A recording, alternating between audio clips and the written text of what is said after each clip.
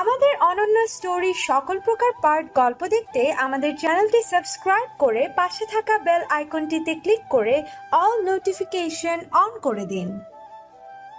এই আপনারা গরমকালেও কেন কম্বল সাজিয়ে রেখেছেন? মানুষ কি সারা বছর কম্বল গায়ে দেয়? আপা, এটা তো ওয়াশের দোকান, ওয়াশ করে এভাবে রেখে দিয়েছি, যাদেরটা তারা নিয়ে যাবে। আমি লেখাপড়া জানি ভাই, উপরে স্পষ্ট করে লেখা আছে ফাহিম ড্রাই ওয়াশ, কিন্তু এই ঠাঠা গরমের সময় পর্যন্ত মানুষ কম্বল রেখে দেয়, আবার কিছুদিন পরেই তো শীতকাল চলে আসবে। তা আপা বলতে পারি না, অর্ডারের জিনিস। মাথা চুলকায় কামাল, সেই দোকানের কর্মচারী। আজ দুপুরে খাওয়া ভালো হয় নাই, ডালে লবণ বেশি ছিল আর মাছটা পচা। তার উপরে এই মেয়েটার উল্টাপাল্টা প্রশ্নে বিরক্ত লাগে, আবার মনটাও খারাপ হয়। আহা, এত সুন্দর মেয়েটা এমন পাগল পাগল। কি বলছেন এমন বিড়বিড় করে? আমার মনে হয় কি জানেন, আপনারা ইচ্ছে করেই কম্বল সাজিয়ে রেখেছেন। এটা আপনাদের মার্কেটিং পলিসি। কিসের পলিসি আপা? বোকার মতো প্রশ্ন করে হাঁ করে থাকে কামাল। Marketing policy? এমন কম্বল সাজানো দেখে কারো না কারো মনে পড়বে, তাই তো আমার কম্বলও সেই 1 বছর ওয়াশ করা হয়নি, তখন সেও এখানে চলে আসবে, সাথে আরো কয়েকটা সোয়েটার, শাড়ি বা শার্টও আসতে পারে। তখন আপনাদের ব্যবসা তো রমরমা। কামালের কাছে সুন্দর মতো পাগল মেয়েটা আরও কিছু বলতে যাচ্ছিল, কিন্তু কামালের কপাল ভালো, এজন্য অন্য একটা মেয়ে এসে তাকে উদ্ধার করে। এতক্ষণ যে কামালের সাথে বকবক করছিল তার নাম অদিতি। অদিতি আহসান। কপালের পাশে কিছুটা চুল এলোমেলো হয়ে ঘামে লেপ্টে আছে। বান্ধবী মিতুর সাথে ভার্সিটি থেকে ফিরছিল, হঠাৎ একটা রিক্সা দাঁড় করিয়ে দেয় মিতু। ওর ঘরের ওয়াল ক্লকটার ব্যাটারি শেষ, মনেই থাকে না আজ রাস্তার পাশে একটা দোকান দেখে রিক্সা দাঁড় করিয়ে কিনতে গিয়েছিল। আর সেই ফাঁকে অদিতি নজর বোলাচ্ছিল আশেপাশে। এমন ঠাটা রোদ্দুরের গরমে দোকানে কম্বল সাজিয়ে রাখা দেখে ওর হাসি পায়, ইচ্ছা করেই বিরক্ত করতে আসে। অদিতির এই এক দোষ, ইচ্ছা করে এমন দুষ্টমি করে। ক্যাম্পাসের সব মামার ওকে এজন্য এড়িয়ে চলে, আড়ালে আবডালে বলে খেপি। তাই একটু খ্যাপাটে স্বভাবের আছে বইকি। এই যেমন সেকেন্ড সেমিস্টারে ওদের একটা ওয়ার্কশপ হবে, তখন একজন টিচার ফার্স্ট সেমিস্টারে কার সিজিপিএ কত জিজ্ঞাসা করে নাম টুকে নিচ্ছিলেন। অদিতি উঠে দাঁড়িয়ে বলে বসল, স্যার, যদি ভালো সিজিপিএ ধারীরাই আপনার ছাত্রছাত্রী হয়, তারাই এসব ওয়ার্কশপে যেতে পারে, তাহলে আমাদের আর ক্লাসে থাকার কি দরকার? আপনি এখন থেকে ওদের নিয়েই ক্লাস করেন, আমরা বাকি 100 জন বরং চলে যাই। শিক্ষক বেচারা আমতা আমতা করতে লাগলেন, শেষে সবার থেকে নিলেন। সেই সবাই অদিতিকে বাহবা দিয়েছিল, যদিও এরাই অনেকেই তাচ্ছেড়া বলে।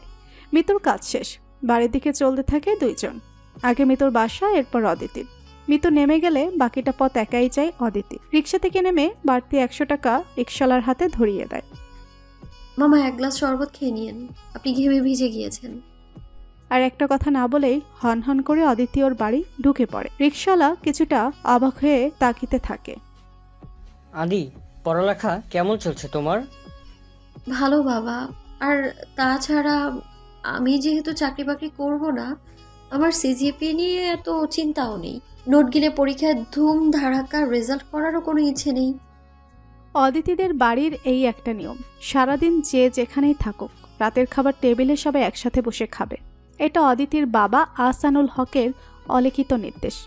একই সাথে খাবার টেবিলে মোবাইল নিয়ে বসা যাবে না, এটাও কড়াভাবে বলে দেয়া। তাহলে তো ছেলে দেখা শুরু করতে হয়। চাকরি বাকরি যখন করবি না, তাহলে মন দিয়ে ঘর সংসার কর। সেই হিসেব করলে তো তোকেই আগে বিয়ে দিতে হয়। চাকরি পাচ্ছিস না তো বিয়ে করে ঘর জামাই থাক, শ্বশুর বাড়িতে বাজার সদাই করে দিবি।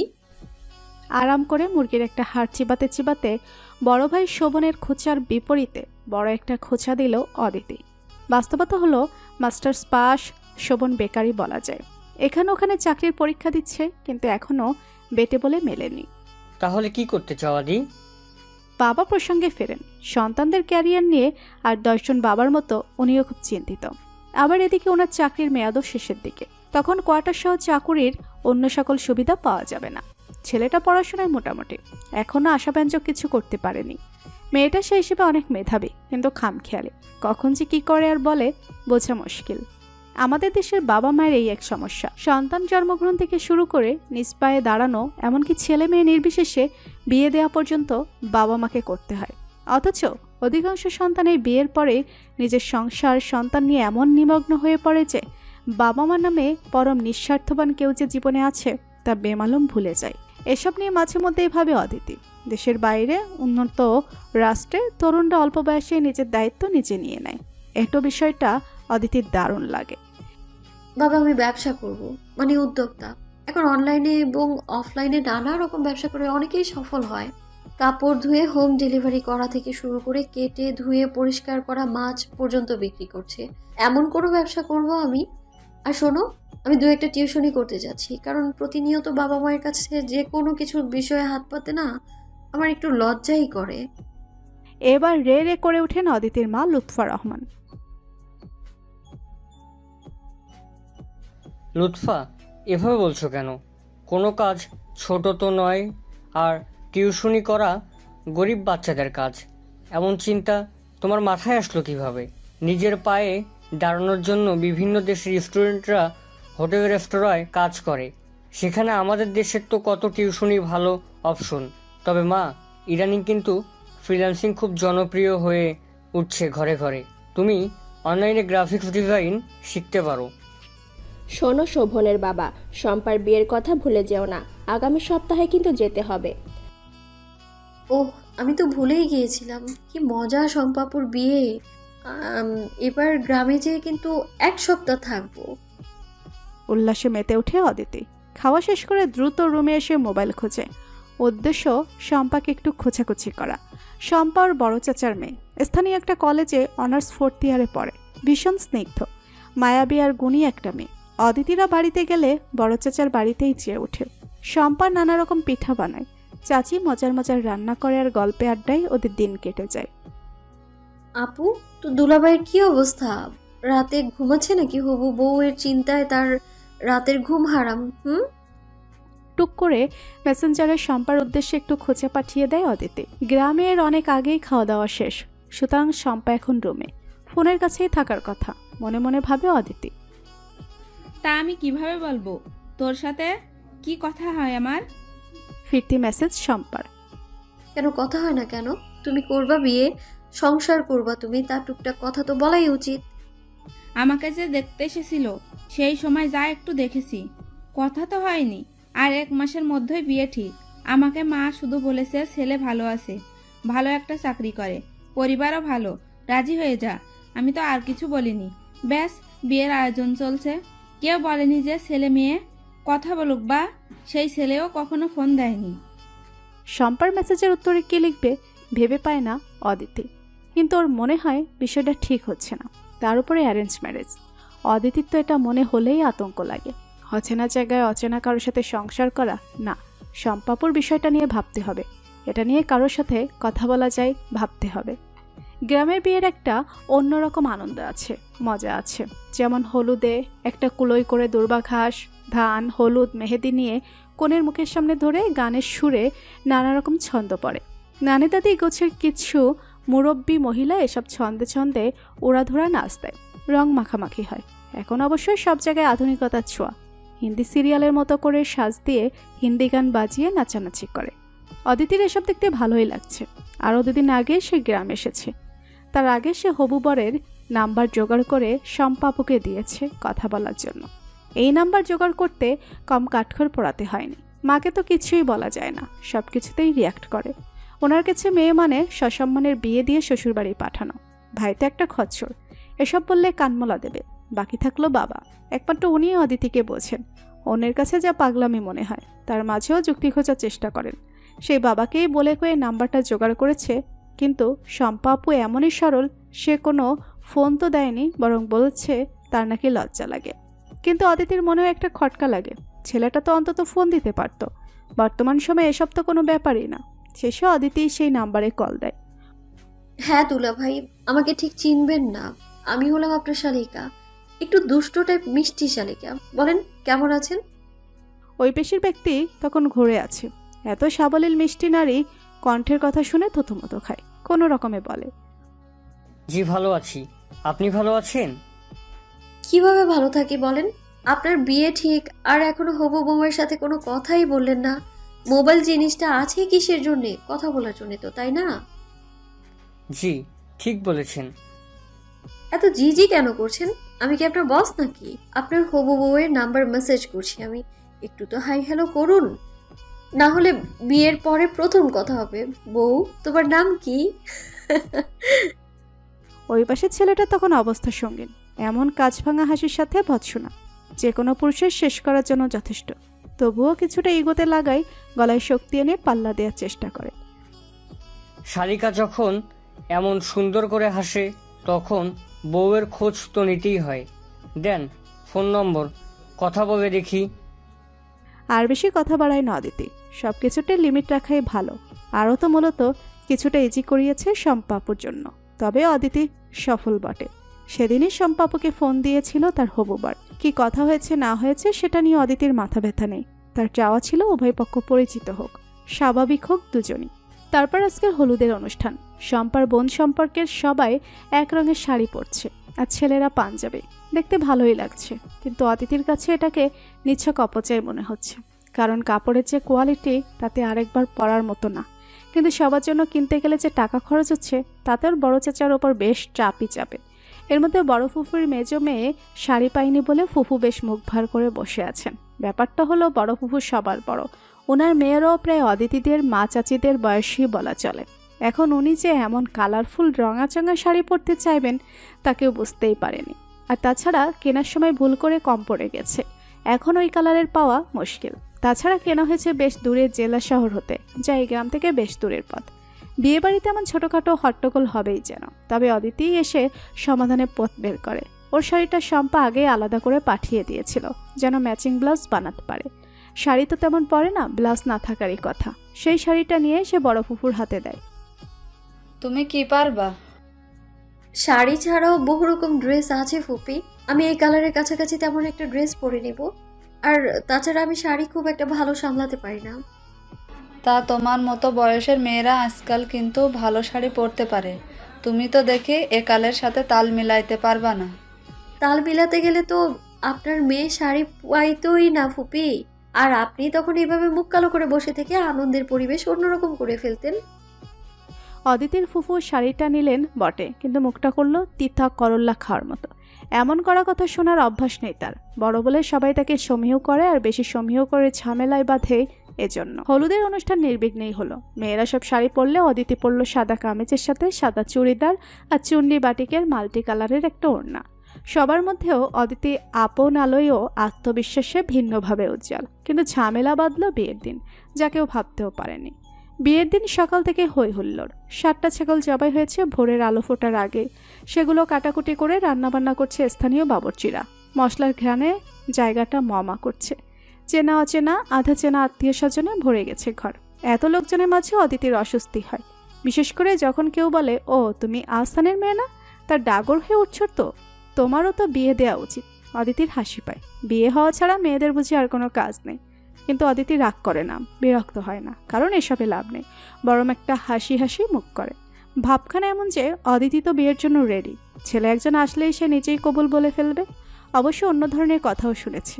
এই বয়সের মেয়ে একটু বেশি সাজ্জা গুজা মেকআপ করে ঘুরবে তা না। তোমারা দেখে বোঝাই যায় না যে বিয়ে বাড়িতে আসছো। রংচঙে ঢং সাজার কোনো ইচ্ছাই অদিতির নেই। তবে শম্পা আপুকে সেই সুন্দর লাগছে। মানুষের জন্যই বলে, বিয়ের পানি পড়ছে নাকি মেয়েরাই সুন্দর হয়ে যায়। উজ্জ্বল শ্যামবর্ণের শম্পা আপু শাড়ি গহনায় একদম জলজল করছে যেন। দুপুর 2টা নাগাদ বরপক্ষ আসলো। আসার কথা 100 জন, কিন্তু এসেছে 150 জন। ছোটো মোটো বাচ্চা কাচ্চা ধরলে আরও বেশি হবে। অদিতিদের আত্মীয় স্বজনদের খাওয়া এর আগেই শুরু হয়েছে, কারণ বড় ফুফুর মতো কিছু লোক আছেন যারা আবার বেশিক্ষণ না খেয়ে থাকতে পারেন না, বা তাড়াহুড়ায় সকালে নাকি খেতেই পারেননি। অদিতির আবারও হাসি পায়। এসব মানুষের বিয়ে বাড়ি আসলে এত ক্ষুধা পায়। এর সাথে আছে, এর জন্য একটু মিষ্টিও দাও। ও আসতে পারে নাই, তার জন্য একটু পোলাও রোস্ট বক্সে ভরে দাও। কনের বাবা মায়ের একটা শোক এবং কষ্ট থাকে। এত বছর ধরে বুকে ধরে রাখা আদরের মেয়েকে অচেনা জায়গায় পাঠাতে হচ্ছে, কিন্তু এসব আত্মীয় স্বজনের জন্য সেই শোকটুকু করারও সময় সুযোগ পায় না। বরের বাড়ির লোকজন আসলে গেট ধরাধরি হলো, কিন্তু কিছু আদায় হলো না। তারা নাকি এসব আজে বাজে খরচ করতে রাজি না। অদিতির বাবার ধমকে বাড়ির ছেলে মেয়েরা সরে গেল। খাবারের সময় পার হয়ে যাচ্ছে। এজন্য অদিতির বাবা চাচারাই বরপক্ষকে বলল আগে খেয়ে নিতে, এরপর না হয় বিয়ে পড়ানো হবে। এত তাড়াহুড়োর কি আছে? এদিকে খাসির মাংস জমে যাচ্ছে, পোলাও ঠান্ডা হচ্ছে। সুতরাং ঝালর দেয়া বিশাল সামিয়ানার নিচে বরযাত্রীদের বিশাল বহর বসে গেল খেতে। ভাত তেমন কেউ নেয় না, এক একজনের পাতে মাংসের পিরামিড। খেতে পারুক বা না পারুক, মাংস নিয়ে সাজিয়ে রেখেছে স্তূপ করে। হাড়ি হাড়ি দই খালি হতে লাগলো। জম্পেশ খাওয়া দাওয়া শেষে পানি খাওয়া, 7 আপ, কোকাকোলা। যখন সবাই ব্যস্ত তখন অদিতির বাবা এগিয়ে গেল ছেলের বাবার দিকে বিয়ে পড়ানোর অনুমতি নিতে। স্থানীয় কাজী সাহেব উপস্থিত, নীল রঙের কাবিননামায় লেখার জন্য প্রস্তুত। বরকনের আইডি কার্ডের খোঁজ করছেন। এমন সময় হঠাৎ করে চিকন স্বরে কান্না শব্দ। প্রথমে সবাই ভাবলো কনে বা কনের মা বুঝি কনে বিদায়ের বেদনায় কাঁদছেন, কিন্তু শব্দ আসছে কনে যে ঘরে বসে আছে তার পাশের ঘর থেকে। সেখানে তো বরের বাড়ির মহিলারা বসে আছেন। তাহলে খোঁজ নিয়ে দেখা গেল কাঁদছেন বরের মা, কারণ মেয়ে পছন্দ হয়নি। শম্পাকে দেখতে এসেছিল বর, তার বাবা, চাচা ও এক বন্ধু। বরের মা মোবাইলে ছবি দেখেছেন, সবার পছন্দে তারও পছন্দ, ভালো ঘরের লক্ষ্মী মেয়ে, সংসারী। কিন্তু এখন সরাসরি দেখার পর তার মনে হয়েছে তার ঘরের বড় বউয়ের গায়ের রং আরেকটু উজ্জ্বল না হলে এবং আরেকটু লম্বা না হলে মান সম্মান থাকে না। দুই একজন বোঝাতে আসে এমন চিৎকার দিয়ে কান্না। এক কথা, মেয়ে পছন্দ হয়নি। বিব্রতকর অবস্থায় পড়েছে অদিতির বাবা চাচারা।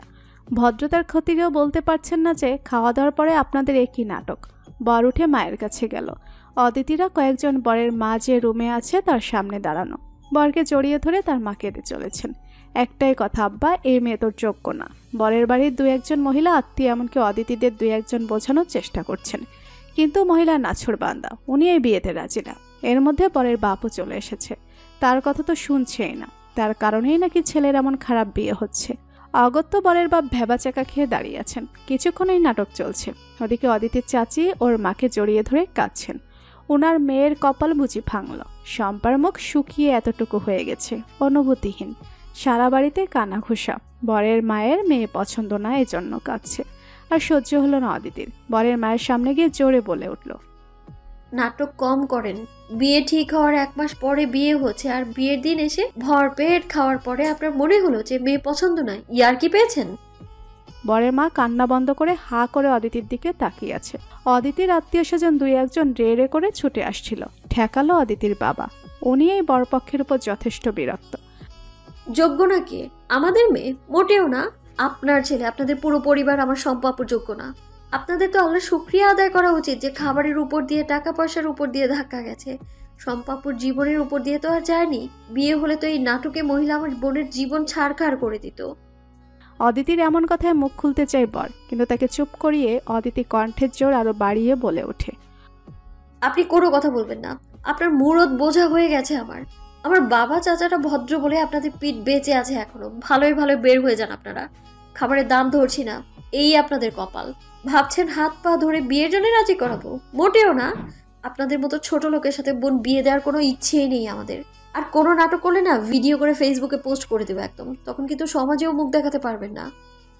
অদিতির কথায় উৎসাহিত হয়ে এর মধ্যেই ওর কিছু চাচাতো ভাই মোবাইলে ভিডিও শুরু করে দিয়েছে। অবস্থা বৈগতিক দেখে বরযাত্রীরা সুরসুর করে বের হয়ে যায়। বেলা শেষের দিকে বরযাত্রীদের সাথে অদিতিদের আত্মীয় স্বজনরা সবাই চলে গেছে। বড় ফুফুর মতো কিছু লোকজনের যদিও ইচ্ছা ছিল আরও কয়েকদিন থাকার, এই বিয়ে ভাঙা নিয়ে খোঁচাখুচি করার, কিন্তু অদিতির অগ্নিরূপের কথা স্মরণ হয়ে থাকলে আরও হিতে বিপরীত হতে পারে ভেবে তারাও চলে গেছে। বাড়িতে আছে অভুক্ত অদিতির বাবা, চাচা, মা, চাচি সহ ভাই বোনেরা। হাঁড়ি পাতিলের নিচে পড়ে থাকা কিছু খাবারের সন্ধানে ঘুরঘুর করা কয়েকটা কুকুর, আর ভাবলেশীন কোণের সাজে বসে থাকা শম্পা। বরযাত্রীটা তো যথেষ্ট শিক্ষা নিয়ে চলে গেল। অন্যেরা গেল ভরপেট খেয়ে, কিন্তু শম্পার কি হবে এই চিন্তায় এখন ঘুরপাক খাচ্ছে সবার মাথায়। সন্ধ্যা নামছে যেন অতি ধীর গতিতে। ডেকোরেটের লোকজন তাদের হাঁড়ি, কড়াই, গ্লাস, প্লেট সব গুছিয়ে নিয়ে যাচ্ছে। বাড়তি খাবারগুলো নিয়ে আর কেউ নেই। অদিতির বাবা বলে দিয়েছেন ওদেরকে নিয়ে যেতে। অদিতিরাই কেউ খায়নি। ভেবেছিল বিয়ে পড়ানো হলেই খেতে বসবে, কিন্তু বিয়েও হলো না, বাড়ির কারো খাওয়াও হলো না। গ্রামের বাড়ি হলেও অদিতির চাচারা বেশ সুন্দর করে উঠান রেখেই একতলা পাকা বাড়ি করেছেন। রান্নাঘর আর স্নানের ঘর বাইরে। বাড়ির মাঝের একটা ঘরে সবাই বসে অনেকটা বসার ঘরের মতো। সেখানেই খাটের উপর বসে আছে অদিতির মা এবং চাচি। চেয়ারে অদিতির চাচা এবং বাবা। অদিতি আর ওর ভাই শোভন গেল সেখানে। ঝোঁকের মাথায় তো বিয়ে ভেঙে গেল, এখন কি হবে বুঝতে পারছি না। অনেকটা ভাঙা গলায় বললেন অদিতির চাচা সিরাজুল হক। আমার মেয়েটার সব কিছুতেই বাড়াবাড়ি। কে বলেছিল বড়দের বিষয় নাক গলাতে? ফুঁসে ওঠেন অদিতির মা লুৎফা। মেয়ের পাক নাকি ভীষণ অপছন্দ। বিয়ে ভেঙে গেলে গ্রাম এলাকায় আবার বিয়ে হওয়া যে কি কঠিন, এই পিচ্ছি মেয়ে কি বুঝবে? আমরা যেটা করতে পারিনি অদিতি সেটা করেছে। বরং দরকার ছিল ওদের গলা ধাক্কা দিয়ে বের করে দেওয়া। তোমাদের কি মনে হয় হাত পা ধরে বিয়ে দিলেই শম্পাকে ওরা আদৌ রাখত? ওই মহিলা প্রতিনিয়ত জ্বালাতো, আর ছেলেটাও তো ওর মায়ের কথার কোনো প্রতিবাদ করে নাই। এমন মেরুদণ্ডহীন ছেলের কাছে বিয়ে না দিয়ে ভালো হয়েছে। গম্ভীর গলায় অদিতির বাবা মেয়েকে সাপোর্ট দেন। অদিতির চাচি কান্না সুরে বলতে থাকে, আমি সাজ উঠাতে কাপড় চেঞ্জ করতে নিষেধ করেছি, কারণ সম্পাপুর বিয়ে আজই হবে। ঘরে যেন কোনো বৌমা ফেটেছে। সবাই অবাক হয়ে হতবিহ্বল হয়ে অদিতির দিকে তাকিয়ে আছে। অদিতির মায়ের মুখ শুকিয়ে যায়। এই মেয়েটা না জানি আবার কি অকাণ্ড করে। চাচা, আপনি ভালো করেই জানেন এই গ্রামের সালাম ভাই সম্পাপুকে পছন্দ করে। আপনার কাছে বিয়ের প্রস্তাবও দিয়েছে, কিন্তু আপনি রাজি হননি। কারণ সালাম ভাই চাকরি করে না, গ্রামেই ব্যবসা করে। সালাম ভাই কিন্তু MA পাস, কিন্তু উনি আর 10টা ছেলের মতো চাকরি না খুঁজে, ঘুষ দিয়ে চাকরির চেষ্টা না করে নিজের পায়ে দাঁড়ানোর চেষ্টা করেছেন। এটা কি অপরাধ তার? অযোগ্যতা এটা তার? চাকরি করলে উপযুক্ত ছেলে, আর না করলে বা ব্যবসা করলে অনুপযুক্ত। এই ধারণা একদম ভুল। আমি যতদূর জানি সালাম ভাই সদালাপি, বিনয়ী ছেলে, পাকা বাড়িও আছে। আর সেখানে বিয়ে হলে তো সম্পাপ্য গ্রামেই থাকতো, যখন তখন দেখতে পারতেন। সে তো মা যা হওয়ার হয়ে গেছে, এখন এই বিয়ে ভাঙা মেয়েকে কে বিয়ে করবে? চাচা, সালাম ভাই অবশ্য এখনো রাজি হবেন। আর ওনার তো মা বাবা কেউ বেঁচেই নেই, ওনার অভিভাবকও নেই। এই জন্যই তো আরো বেশি এই প্রস্তাবে রাজি ছিলেন না, তাই না চাচা? অথচ মাতৃপিতৃহীনদের আরো বেশি ভালোবাসা উচিত। এখন দেখেন, এটাই শাপে বর হবে। আমি শিওর সালাম ভাই রাজি হবেন। আর ওনার বাবা মা না থাকায় বিয়ে ভাঙা মেয়ে এমন অপবাদ দেওয়ার কেউ নেই। তুই চুপ কর। জীবনটা নাটক সিনেমা পেয়েছিস নাকি? যা ইচ্ছা করে যাচ্ছিস, বলে যাচ্ছিস। তোকে এখানে কে ডেকেছে? আর তোমাকেও বলি, মেয়েকে ঠেকাও, আদর দিয়ে আর সব কথায় সায় দিয়ে আর মাথায় তুলো না। খেকিয়ে ওঠেন লুৎফা। মেয়ের কথা বার্তা সহ্য হচ্ছে না। মেয়ে যথেষ্ট বড় হয়েছে, ওর সাথে এমন ব্যবহার করবেন না। অদিতির কথায় যথেষ্ট যুক্তি আছে। আজই বিয়ে দিতে পারলে ভালো, কারণ গ্রাম এলাকার যত সময় যাবে ততই নানা কথার হাত পা হবে। কিন্তু তার আগে শম্পার সাথে কথা বলে সবার আগে জরুরি, কারণ মেয়েটা একটা ট্রমার মধ্যে পড়েছে।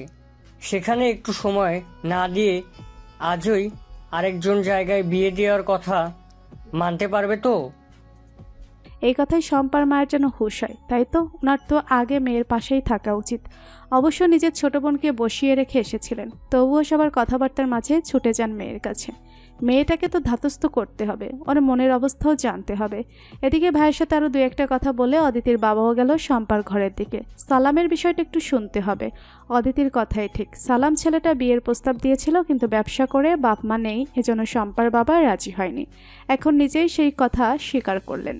চাকরিজীবী ছেলে দেখে আরো ভালো করে খোঁজ না নেওয়ার জন্য আফসোস করলেন। শম্পার রুমে ঢোকার আগে অদিতির বাবা আগে ধরলেন অদিতিকে। এ কিভাবে সালামের কথা জানলো? তবে কি শম্পার সাথে সালামের কোনো সম্পর্ক ছিল?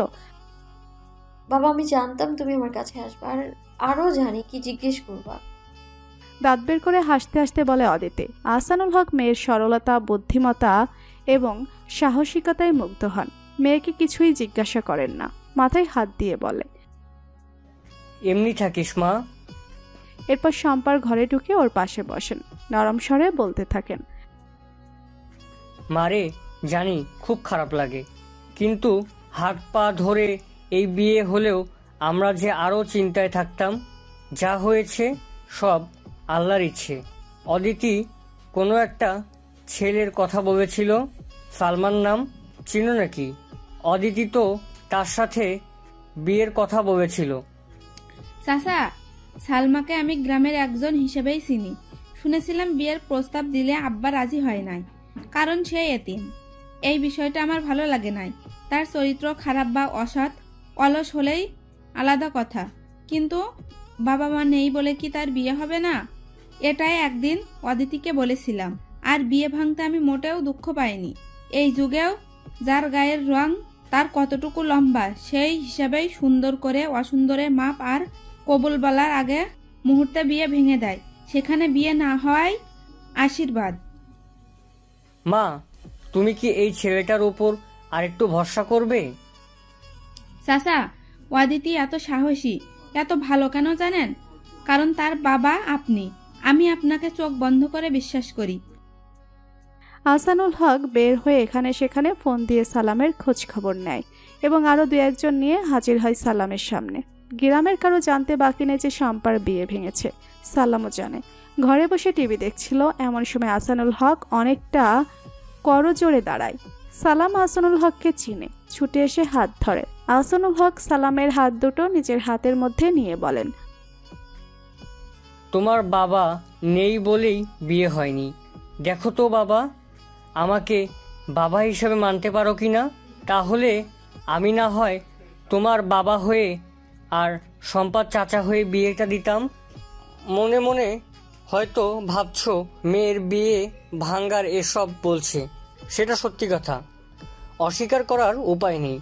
আবার মেয়ে পক্ষের লোক হয়ে হাত পা ধরেও আপত্তি নেই। তবুও আমার মেয়েটা আর কষ্ট না পাক। ধরা গলায় বলে সালাম। সেদিন রাত 12টায় সালাম শম্পার বিয়ে হয়। অদিতি জোরে গান ছেড়ে পিচ্চিদের নিয়ে নাচতে থাকে। আজ অদিতির টিউশনের প্রথম দিন। ছাত্রী ক্লাস 6-এ পড়ে।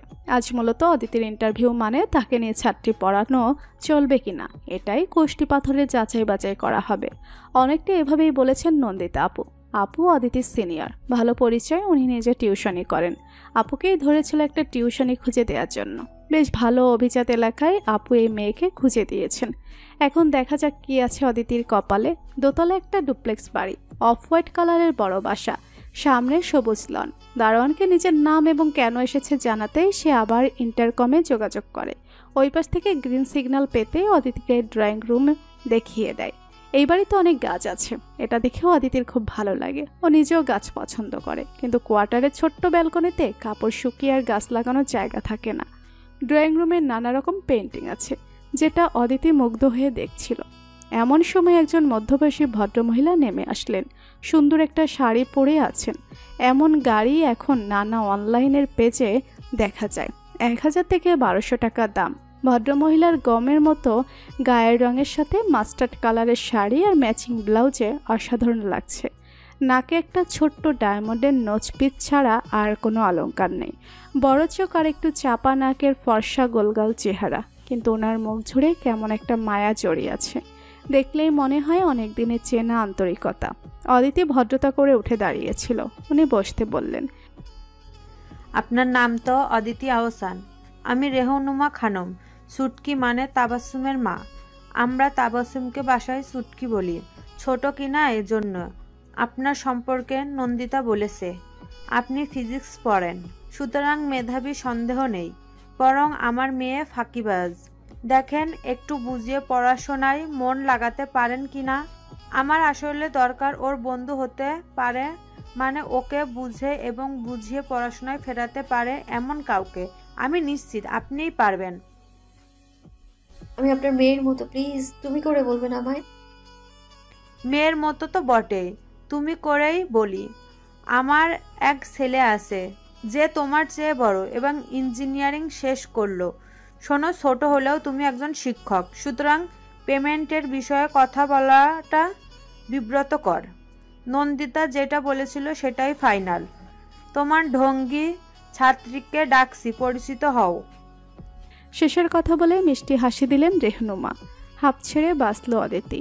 মনে মনে শঙ্কিত ছিল, না জানে কি পরিস্থিতির সম্মুখীন হয়। কিন্তু আন্টি বেশ ভালো। নন্দিতা আপু এই তাবাসসুমকে কিছুদিন পড়িয়েছে, কিন্তু এখান থেকে আপুর হোস্টেল অনেক দূরে হওয়ায় আর পড়াবেন না। অদিতিদের বাসা হতে আবার খুব বেশি দূরে নয়। মিস, আপনি যে ড্রামা দেখেন, কিম সু হিউনকে আপনার কেমন লাগে? ছাত্রীর মুখের প্রথম কথা শুনে তবদা খেয়ে কয়েক মিনিট বসে থাকলো অদিতি। ছাত্রীখানা তার কোরিয়ান গার্লদের মতো করে চুল কেটেছে, গালে লাল আভা, নিশ্চিত একটু ব্লাশার লাগিয়েছে। সর্বনাশ, একে কিভাবে পথে আনবে? মনে মনে প্রমাদ গণে। পরে ভাবে এর সাথে আগে ভাব করতে হবে। শস্মিন দেশে যদাচারের মতো এর সাথেও এর মতো করেই মিশতে হবে। বাহ, তোমার তো দারুণ রুচি। কে ড্রামা নাকি আসলে সেই লেভেলের ভালো? বেশিরভাগ মেয়েরই রুচি খারাপ, বুঝলে? এই জন্যই তাদের সাথে বেশিক্ষণ কথা বলতেও ভালো লাগে না। যাই বলো, তোমাকে কিন্তু খুব সুন্দর লাগছে, একদম কোরিয়ান সুইট গার্ল। তাবাসসুম খুব খুশি হয়। এই প্রথম একটা মনের মতো মিস পেল। আগেরগুলো ছিল সব কাট্টা খোট্টা, এক পড়া ছাড়া কিচ্ছু বুঝতো না। সে মিস তেমন না, বেশ সুন্দর করেই কথা বলে। মিস, আজকে কিন্তু পড়বো না। আচ্ছা ঠিক আছে, তোমার সম্পর্কে বলো। তোমার পছন্দ, ভালো লাগা এইসব নিয়ে। কে ড্রামা ভালো লাগে তা তো আগেই বলেছো। এছাড়া আর কি কি বা কাকে ভালো লাগে এসব? তাবাসসুম অতি উৎসাহে গল্প করতে থাকে। এক ফাঁকে বলে, আমার প্রিয় মানুষ হলো আমার ভাইয়া। পৃথিবীর সবাই আমার বিপক্ষে গেলেও ভাইয়া আমার পক্ষে। আমার জন্ম হলে সবচেয়ে খুশি হয়েছিল আমার ভাইয়া। আমার সব আবদার চাওয়া সব ভাইয়ার কাছেই করি। জানেন, আমার ভাইয়া হওয়ার পরে আম্মু আর বেবি হচ্ছিল না। তখন ভাইয়া খুব আফসোস করতো একটা ভাই বোনের জন্য। আমি হলে এজন্য ভাইয়া খুব খুশি হয়েছিল। ভাইয়ের কথা বলতে বলতে তাবাসসুমের চোখ কেমন জল জল করে। অদিতির ভীষণ ভালো লাগে। ইস, ওদের ভাই বোনের সম্পর্ক যদি এমন হতো। ওর ভাইয়া ওকে অনেকটা প্রতিদ্বন্দ্বী মনে করে। অদিতি কোনো কাজ না পারলে বা কোনো কাজে অসফল হলে ভাইয়া বরং খুশিই হয়। মেয়ে হয় অদিতি কেন মেধাবী বা ওর চেয়ে ভালো জায়গায় ভালো সাবজেক্টে পড়ছে, এটা ওর ভাই শোভন নিতেই পারে না। আর ওদের মায়ের একচেটিয়া সমর্থন ওর ভাইয়ের দিকে। কেমন যেন মন খারাপ হয় অদিতির একই সাথে তাবাসসুমের ভাইকে দেখার বেশ একটা আগ্রহ জাগে। বেশিরভাগ মেয়েদের বৃষ্টি ভীষণ পছন্দ, কিন্তু অদিতির একদম পছন্দ নয়, কারণ তার মারাত্মক অ্যালার্জি। বৃষ্টির পানি গায়ে লাগলে হাসি শুরু হয়ে যায়, এরপর আসে জ্বর। ক্লাস পড়ার ফাঁকে টিউশনি করে অদিতির সময়গুলো বেশ তিরতির করে চলে যাচ্ছে। তাবাসসুম বেশ ভক্ত হয়ে গিয়েছে। খালি মিনিট বিশেক ওর সাথে কে ড্রামা আর হাল ফ্যাশন নিয়ে আলোচনা করতে হয়। অদিতির জন্য এটা কষ্টকর বটে, কারণ কাজল, লিপস্টিক আর ফেস পাউডার ছাড়া মেকআপের আর কোনো কিছু আছে বলে ওর জানা নেই। এখন গুগল, ইউটিউব আর ফেসবুকের কিছু পেজের ভরসার দায় সারে অনেকটা। একদিন টিউশনিতে যাওয়ার পথে বৃষ্টিতে পড়ল অদিতি। সকালে এমন রোদ মনেই হয়নি যে বৃষ্টি হতে পারে, কিন্তু দুপুরের পর থেকে মেঘের আনাগোনা। ঠিক যখন রিক্সা ছেড়ে তাবাসসুমদের বাসার লনে পা রাখলো, একদম ঝুম বৃষ্টি। অদিতির এমন রাগ হলো, সে আকাশের দিকে মুখ তুলে অনেকটা রাগত স্বরেই বলে উঠল, এইটা কোন কথা? অসময়ে কেন বৃষ্টি? অদিতির মুখভঙ্গি দেখলে যে কারো হাসি লাগবে, এবং হাসলও একজন, যাকে অদিতি দেখতে পায়নি। তাবাসসুমের ভাই তানভীর ব্যালকনিতে দাঁড়িয়েছিল। সাধারণত সে এই সময় বাসায় থাকে না, এজন্য অদিতিকে কখনো দেখেনি। কিন্তু তাবাসসুমের বকবকানির কল্যাণে অদিতির বিষয়ে জানতে বাকি নেই। বোনটাকে অসম্ভব ভালোবাসে তানভীর। যত ব্যস্ততাই থাকুক, প্রতিদিন 1 ঘন্টা বরাদ্দ বোনের জন্য। তাবাসসুম খুব সরল। এই বয়সের কিশোরী মেয়ের মধ্যে কি জটিলতাই বা থাকবে, কিন্তু কিছুতেই পড়ার টেবিলে বসানো যাচ্ছিল না। নতুন মিস পড়ানো শুরু করার পর থেকে তাবাসসুমের বেশ উন্নতি হয়েছে। সন্ধ্যায় নিয়মিত পড়তে বসছে, ক্লাস টেস্টে প্রথম ভালো করেছে। এজন্য তানভীর ভাবছিল অদিতির সম্মানই আরও বাড়িয়ে দেওয়া উচিত। আর তাছাড়া ওদের মা বলেন অদিতি মোটেও সময় হিসাব করে পড়ায় না। এটাও মেয়েটার আন্তরিকতার লক্ষণ অবশ্যই। আজ অদিতিকে প্রথম দেখলো তানভীর, খুব সাদামাটা বেশভূষায়। মেয়েটা লিপস্টিক পর্যন্ত দেয় না। এমন মেয়ে কীভাবে ওর বোনকে বশ করলো, ভাবতেই অবাক লাগে তানভীরের। তাবাসসুমের হাল ফ্যাশন আর মেকআপের প্রতি তীব্র আকর্ষণ। অদিতি নামের মেয়েটাকে ওর খুব ইন্টারেস্টিং মনে হলো। সেদিন পড়াতে পড়াতেই অদিতির হাসি শুরু হলো। ইস, এই ভয়টাই পাচ্ছিল অদিতি। তাবাসসুম যদিও টিস্যু বক্স এনে দিয়েছে, কিন্তু অদিতির মনে হলো ওর গামছা হলেই ভালো হয়। গঙ্গা যমুনা সব যেন ওর নাম দিয়ে বইছে। কিন্তু বিপত্তি হলো আর একটা, তাবাসসুমের ভাই দেখা করতে চায়। তাবাসসুমের ভাইকে দেখার ইচ্ছা অদিতিরও ছিল। এত গল্প শুনেছে তার, কিন্তু এই অবস্থায় দেখা করার মোটেও ইচ্ছে নেই। এদিকে তাবাসসুম নাছোড়বান্দা, অকর্তা না করার উপায় থাকলো না। আপনাকে তো দেখি অসুস্থ দেখাচ্ছে। সালাম বিনিময়ের পরে তানভীর প্রথম এই কথাটাই বলল। অদিতির চরম বিব্রত, কোনো রকমে বলল, আমার আসলে বৃষ্টির পানিতে অ্যালার্জি হয়, আজ গায়ে বৃষ্টির পানি লেগেছে। তানভীর উঠে বাইরে যেয়ে আবার ফিরে আসলো। আপনার জন্য আদা মশলা দিয়ে চা দিতে বললাম, একটু আরাম পাবেন। আর এত বিব্রত হওয়ার কিছু নেই, মানুষের অসুস্থতা অসুখ বিসুখ থাকবেই। এটা তো আমাদের জীবনেরই অংশ। আমি আসলে আপনাকে ধন্যবাদ দেওয়ার জন্য এসেছি। তাবাসুমের তো হাউস টিউটরই টিকে না, ও তো বেশ দুষ্টু আর একদম পড়তে চাইতো না, কিন্তু আপনি যেন জাদু করেছেন। বোনটা আমার নিয়মিত পড়তে বসেছে। আমরা আপনার প্রতি কৃতজ্ঞ। কি যে বলেন, এত কৃতজ্ঞতা জানানোর কিছুই নেই। কি যে বলেন, এত কৃতজ্ঞতা জানানোর কিছুই নেই। ও আসলে মেধাবী মেয়ে, কিন্তু বন্ধুর অভাব, সঙ্গীর অভাব। এই বয়সের মেয়েরা ভাবে কেউ আমাকে বোঝে না, আমি বড় একাকী, বাবা মা আমায় বুঝতে চায় না। আর সবচেয়ে বড় কথা, কিশোর কিশোরীরা শাসন মানতে চায় না, বিদ্রোহ করে। ওদের খুব সময় নিয়ে বোঝাতে হয়, বন্ধুর মতো মিশতে হয়। আমি জাস্ট এটাই চেষ্টা করেছি। অদিতির পর্যবেক্ষণ ক্ষমতায় তানভীর মুগ্ধ হয়। ওর মনে হয় এই মেয়েটা অন্যরকম, খুব গভীরভাবে চিন্তা ভাবনা করে। এত সাধারণভাবে এখনকার মেয়েরা চলে না। আবার বডি ল্যাঙ্গুয়েজ আর কথা বলার ধরনই বলে দেয় প্রবল আত্মসম্মানবোধ সম্পন্ন। ভালো লাগে তানভীরের। আপনি তো বাসায় ফিরবেন, আমিও বাইরে যাব। তাবাসুম বলেছিল আশেপাশে আপনাদের বাসা, তার উপর অসুস্থ, আপনাকে পৌঁছে দিই? অনেক ধন্যবাদ। দারোয়ানকে বলে একটা সিএনজি ডেকে দিলেই হবে। নাক মুছতে মুছতে বলে অদিতি। মেয়েটা আজকেই অন্য টাইপের, মনে হয় কিছুটা অহংকারীও, কি জানি। মনে মনে এটা ভাবতে ভাবতে বের হয়ে যায় তানভীর। ও আসলে কিছুটা আহত হয়েছে। এভাবে যেচে কাউকে লিফট দিতে চাইলো আর প্রত্যাখ্যান হলো, ভাবতেই পারেনি। তরুণীদের মধ্যে বেশ কদর আছে তানভীরের, আর অহমেও একটু লাগলো বুঝি। অদিতির এসবে মাথা ব্যথা নেই, কারণ ঠান্ডায় ওর আসলেই মাথা ব্যথা করছে। বাসায় ফিরে ওষুধ না খাওয়া পর্যন্ত শান্তি নেই। ইগো একটা অদ্ভুত জিনিস। কেউ কারোর প্রতি আগ্রহ দেখালে বিতৃষ্ণা লাগে, আবার এড়িয়ে গেলে আগ্রহ বাড়ে। এই যেমন অদিতির কোনো ছেলের প্রতি কোনো আকর্ষণ নেই, কিন্তু এই যে তার বিতৃষ্ণা, এতে আরেকজনের আগ্রহ বেড়েছে তানভীরের। দুপুরে বা বিকালে তানভীরের কখনো বাসায় থাকতো না। সকালে বের হয়ে বেশ রাত করে ফিরত, কিন্তু ইদানিং তাকে বিকালের দিকে মাঝে মধ্যে চায়ের কাপ হাতে ব্যালকনিতে দাঁড়িয়ে থাকতে দেখা যায়। ঠিক যে সময় অদিতি পড়াতে আসে। অদিতি তাকে দেখে কি দেখে না তানভীর ঠিক বুঝতে পারে না। তানভীর আসলে অদিতির সাথে একটু কথা বলতে চায়, পরিচিত হতে চায়, অদিতির সম্পর্কে জানতে চায়। কিন্তু অবাক হয়ে এটা দেখে যে অদিতির ন্যূনতম আগ্রহ নেই। এমন না তরুণীদের কাছে তানভীরের কোনো গ্রহণযোগ্যতা নেই, বরং ব্যাপারটা ঠিক উল্টো। স্মার্ট, সুদর্শন এবং সর্বোপরি ধনী পরিবারের এস্টাবলিশ তানভীরের জন্য বাস্তবে অনেকেই লাইন দিয়ে আছে। তানভীর বিষয়টা এনজয় করে, কিন্তু পাত্তা দেয় না। ওর অনেক বন্ধুদের এই পাত্তা দিয়ে ধরা খেতে দেখেছে।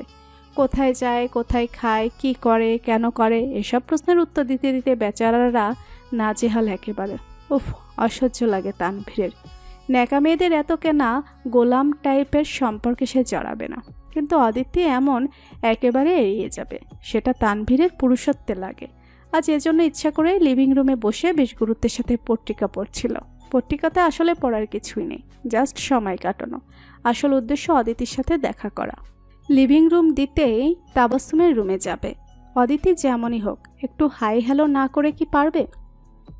হাই, কেমন আছেন? অদিতিকে ব্যস্ত হয়ে রুম পার হতেই তড়িঘড়ি করে তাকে থামিয়ে দেয় তানভীর। জি ভালো। বাহ, আপনি তো মুরব্বীদের মতো করে বসে আগামীকালের খবর আজ তাও বিকেলে পড়ছেন। এখনকার জেনারেশন তো অনলাইনে এই মুহূর্তের মধ্যে তাজা সব খবর পড়ে ফেলে। ফাটা বেলুনের মতো চুপসে যায় তানভীর। না, এই মেয়েটি একদমই সুবিধার না। চুপ করে বসে পড়ে তানভীর। অদিতি সেই একই গতিতে তাবাসুমের রুমে চলে যায়। রাতে খাওয়ার টেবিলে অদিতির মা বেশ গরম হয়ে ওঠেন। প্রসঙ্গ অদিতির বিয়ে। মেয়ের অনার্স শেষ হয়ে যাচ্ছে, এখন বিয়ে না দিলে আর ভালো পাত্রই পাওয়া যাবে না। আমি পড়া শেষ না করে বিয়ে করব না মা। সেই পর্যন্ত কোন রাজপুত্র তোমার জন্য অপেক্ষায় থাকবে?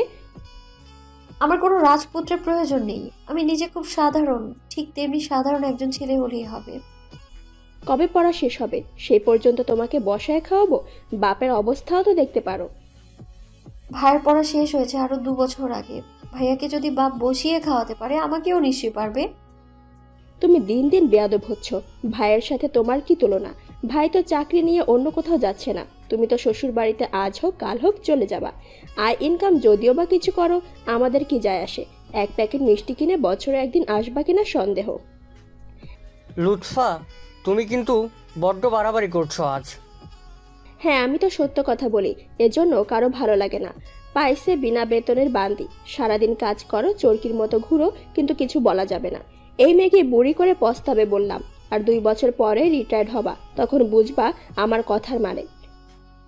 অদিতির মুখ, সারা শরীর যেন তেতো হয়ে ওঠে।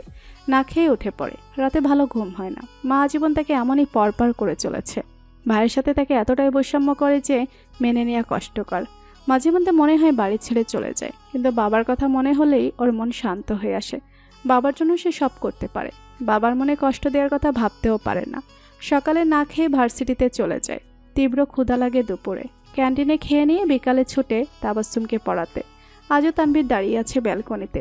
অদিতি ঠিক বুঝতে পারে, কিন্তু পাত্তা দেয় না। বড়লোকদের নানা রকম বিলাসিতা, নানা রকম ফ্যান্টাসি থাকে। ভালোবাসা নামের ভালো লাগা তেমনই এক ফ্যান্টাসি। অদিতি তানভীরকে গুরুত্ব দিচ্ছে না বলে সে এখন অদিতির প্রতি মরিয়া। কিন্তু অদিতি জানে সে কেন এই বাড়িতে আসে, সমাজে ওর অবস্থান কোথায় এবং কোন সীমারেখায় থাকতে হবে। না, এর একটা ভিত করতে হবে। মনে মনে ভাবে অদিতি। আজ তাবাসসুমকে পড়ানো শেষে ওর মাকে ডেকে সুন্দর করে বলে যে এই মাস পরে আর অদিতিকে আর পড়াবে না, সামনে ওর নিজেরও পরীক্ষা। তাবাসসুম কথা শুনে খুব আপত্তি করছিল, কিন্তু অদিতি বুঝিয়ে বলল কিছু মায়া কাটানোর কাজ শুরুতেই করতে হয়। অসম্ভব ঘটনা ঘটল পরের দিন। তাবাসসুমকে পড়াতে লিভিং রুম ক্রস করতে তানভীর সামনে আসলো। আপনি আর পড়াবেন না কেন? কারণ আপনি আমি কি করেছি? আপনি প্রতিদিন ঠিক আমার আসার সময় হয় বেলকনিতে, না হয় লোনে কিংবা লিভিং রুমে বসে থাকেন। আগে তো কখনো আপনাকে দেখিনি। এর কারণ কি? আমি আমার বাসায় থাকলে আপনার কি সমস্যা? আর আমি আমার পার্সোনাল কারণে পড়ানো ছাড়লে আপনার কি সমস্যা? কারণ আমার বোনের ক্ষতি হবে। প্রয়োজনে আমি আর আপনার সামনে আসবো না। দেখুন, আপনার মা খুব বিশ্বাস নিয়ে আপনার বোনকে আমার কাছে পড়াতে দিয়েছে। আমি যদি সেই সুযোগে আপনার সাথে গল্প করি কিংবা কথা বলি, কিংবা কোনো কথা না হওয়া সত্ত্বেও আপনি এইভাবে আমার আসার সময়ে এখানে সেখানে দাঁড়িয়ে থাকেন, আপনার মা অবশ্যই বুঝবেন যে কোনো একটা ঘাপলা আছে। আর উনি ঘটনা কিছুই না হওয়া সত্ত্বেও দায়ী করবেন আমাকেই সুবিধাবাদী ভাববেন। আর আমাকে শুধু নয়, প্রয়োজনের তাগিদে টিউশন করতে আসা সব মেয়েদেরই উনি খারাপ ভাবতে শুরু করবেন।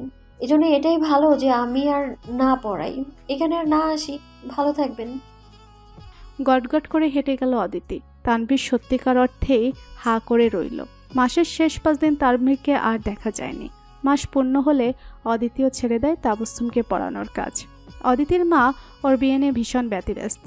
মেয়ের বয়স হয়ে যাচ্ছে, লোকজন কি বলবে, সমাজ কি বলবে, এরপর আর ভালো সম্বন্ধ হবে না। প্রতিদিন নানা কথায় মাথা খারাপ করে দিচ্ছে। অদিতির সাথে এই নিয়ে প্রায় প্রতিদিন কথা কাটাকাটি হয়। এদিকে অনার্স পরীক্ষা শেষ, টিউশনি বা অন্য কিছু করছে না। তাবাসসুমকে পড়ানোর পরে আর কাউকেও পড়ায়নি। তানভীরের কথা মাঝে মাঝে মনে হয়, কিন্তু সে বুঝে শুনে তানভীরকে পাত্তা দেয়নি। তানভীর ধনির দুলাল, তাবাসসুমের ভাই হিসেবে অসাধারণ সন্দেহ নেই, কিন্তু অদিতি সামান্য হাউস টিউটার। সে হিসেবে দূরত্ব বজায় রাখাই ঠিক আছে। বয়সের উন্মাদনায় আর ইগোর জন্য অদিতির প্রতি সাময়িক ভালো লাগার জন্ম নিতে পারে, কিন্তু এগুলোকে প্রশ্রয় না দেওয়াই ভালো। যাক, সে চ্যাপ্টার শেষ। এখন কিছু না করলে মায়ের কথায় বাসায় টিকে থাকা দেয়।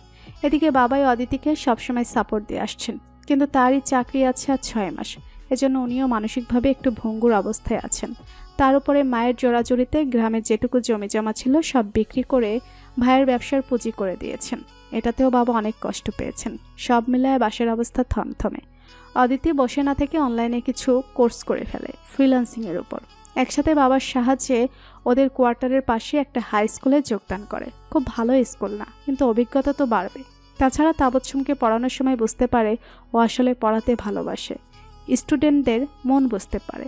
মা এখন মাঝে মধ্যে মাস্টারনি বলে খোঁচা দিলেও অদিতি সেটা গায়ে মাখে না। আর ব্যস্ততাও একটা কারণ। ফ্রিল্যান্সিংয়ের সাথে স্কুলের ক্লাস, বেশ ব্যস্ত একটা জীবন। অদিতি যে বিয়ে করতে চায় না বিষয়টা এমন না, কিন্তু এখনই নয়। আরও ভালো চাকরি পেতে চায়, বাবার পাশে দাঁড়াতে চায়, ঠিক যেভাবে ছেলেরা দাঁড়ায়। এজন্য হয়তো ভালো কোনো পাত্র নাও পেতে পারে, কারণ তখন সমাজের চোখে বয়স বেশি মেয়ে হয়ে যাবে। তাতে অদিতির যায় আসে না। ওর একজন ভালো মনের জীবনসঙ্গী প্রয়োজন। তার অর্থ না থাকলেও কিংবা প্রচলিত অর্থে সফল না হলেও অদিতির কোনো আপত্তি নাই। সেদিন স্কুল বন্ধ। অদিতি একটু আরাম করে ঘুমাচ্ছিল। বিকালের একটু আগে ওর মা ঠেলে ঠুলে ঘুম ভাঙায়। ওঠ, তোর সাবিনা খালা এসেছে, যা মুখ ধুয়ে আয়। সাবিনা খালা হলো অদিতির মায়ের চাচাতো বোন। এই মহিলাকে অদিতি 2 চোখে দেখতে পারে না। অসহ্য একটা মানুষ, নিজের পয়সার গরমে বাঁচে না। কিন্তু এখন ঘুম ভেঙে মায়ের সাথে ক্যাচাল করতে ভালো লাগছে না। উঠে হাত মুখ ধুয়ে বসার ঘরে ঢোকে। হ্যাঁ রে ও লুৎফা, মেয়ের বয়স হয়েছে, খেয়াল করস নাই? হাই হাই, চোখের নিচে কালি ফালাইয়া কি হয়েছে? আরো আগে কেন বিয়া দেশ নাই? কথাই কয় যৌবনে কাকও সুন্দর। অদিতির মাথা দিয়ে আগুন বের হয় যেন। চোখ গোল করে মায়ের দিকে তাকায়। লুৎফা বেগম প্রমাদ গনে। মেয়ের চরিত্র তো জানে, না জানে কি বলে বসে। সাবিনা আপাও সুবিধার লোক না, গলা শুকিয়ে যায় লুৎফার। খালা তাহিরা আপা কেমন আছে এখন? লুৎফা অবাক করে দিয়ে ভিন্ন প্রসঙ্গে কথা শুরু করে অদিতি। আছে কোনো রকম। বিরস মুখে বলেন সাবিনা। তাহেরা হলো সাবিনার বড় মেয়ে। ক্লাস 10-এ থাকতে বেশ বড়লোক পরিবারে বিয়ে দেয়, কিন্তু জামাই খুব মারধর করে। একবার তো হাসপাতালে ভর্তি থাকতে হয়েছিল। ইস, তাহিরা আপা কি কপাল! এত সুন্দরী একটা মেয়ে, কি তার গায়ের কালার! তাকেই কিনা 2 বেলা জামাইয়ের মার খেতে হয় তাকে। সাবিনার মুখ যেন একদম চুন হয়ে যায়, আর কথা বের হয় না। আরাম করে যে রসে টইটুম্বুর রসগোল্লা খাচ্ছিলেন তা যেন গলায় আটকে যায়। বিষম খেয়ে তাড়াতাড়ি পানি মুখে দেন। লুৎফা, আজ যাই রে, তোর ভাই আবার এসে আমাকে খুঁজবে। সাবিনা দ্রুত চলে যান। আজ বহুদিন পরে মা মেয়ে একসাথে অনেকক্ষণ ধরে হাসতে থাকেন। এই ঘটনার পরে অদিতির মা লুৎফা অনেকটা নরম হয়ে যান। ভাবেন মেয়ের কপালে বিয়ে থাকলে হবে, না হলে হবে না। এই নিয়ে আর বাসায় অশান্তি করতে ওনারও ভালো লাগে না। অদিতির ভাই শোভন বেশ মন দিয়ে ব্যবসা করছে, ইলেকট্রনিক্সের ডিলারশিপ। এবারে তো গরম পড়েছে যে ফ্যান, এসি, এয়ার কুলারের ভীষণ চাহিদা। অদিতি মাস্টার্স শেষ করে, এদিকে ফ্রিল্যান্সিংয়ে বেশ পক্ত হয়ে উঠেছে। টাকা চাপাই হাতে কিছু রেখে বাবার হাতে তুলে দেয়। হাসান সাহেব নিতে চান না, কিন্তু অদিতি গো ধরে। বাবা, আমি মেয়ে বলেই কি তুমি আমার টাকা নিতে চাও না? না রে মা, এত কষ্ট করে উপার্জন করছিস, নিজের শখ আহ্লাদ পূরণ কর, আর বাকি টাকা জমিয়ে রাখ, কাজে লাগবে। তুমিও তো কষ্ট করে উপার্জন করে আমাদের পেছনে খরচ করছো, আর নিজের কোনো শখ আহ্লাদটাও পূরণ করছো। শুনি তো, একটা ভালো পাঞ্জাবি পর্যন্ত তোমার নেই। আমি জানি তোমার বহুদিনের শখ আড়ং থেকে কাজ করা একটা পাঞ্জাবি কেনা। এই টাকা দিয়ে তুমি একটা পাঞ্জাবি কিনবে। আসানুল হক মেয়ের সাথে পেরে ওঠেন না। সংকোচ লাগলেও মেয়ে যখন যা দেয় নেন। মেয়েটা বড্ড খুশি হয়। মাস্টার্সের পরেই ভালো একটা হাই স্কুলে চাকরির প্রস্তাব পায় অদিতি। যোগদান করতে দ্বিতীয়বার ভাবে না। সরকারি চাকরি পাওয়ার সময় সাপেক্ষ, আবার বিভিন্ন জায়গায় ছুটতে হয়। অদিতি বাবা মায়ের কাছে থাকতে চায়। সেদিন স্কুল থেকে রিক্সায় করে বাসায় ফিরছিল। স্কুলটা কিছুটা দূরে। এখন তো বাবার চাকরি শেষ, একটা ভাড়া বাসায় থাকে। কোথা থেকে একটা সিএনজি দ্রুত পাশ কাটাতে গেলে অদিতি রিক্সায় ধাক্কা লাগে। রিক্সা কাত হয়ে পড়ে যায়, অদিতিও পড়ে যায়। কিন্তু সৌভাগ্যবশত একদম রাস্তায় না পড়ে সাইডে পড়ে। হাতে বেশ ব্যথা পায়। আশেপাশের লোকজন দাঁড়িয়ে দেখে, কিন্তু কেউ এগিয়ে আসার আগ্রহ দেখায় না। এমন সময় একজন তরুণ দৌড়ে আসে, অন্যদের তাড়া দিয়ে সাথে আনে। রিক্সা টেনে তোলে, রিক্সাওয়ালাকে ধরে। তরুণ ছেলেটি অদিতির কাছে এসে ভীষণ আন্তরিক কণ্ঠে জানতে চায় কোথায় লেগেছে। অদিতির মনে হয় ওর বাম হাত ভেঙে গেছে।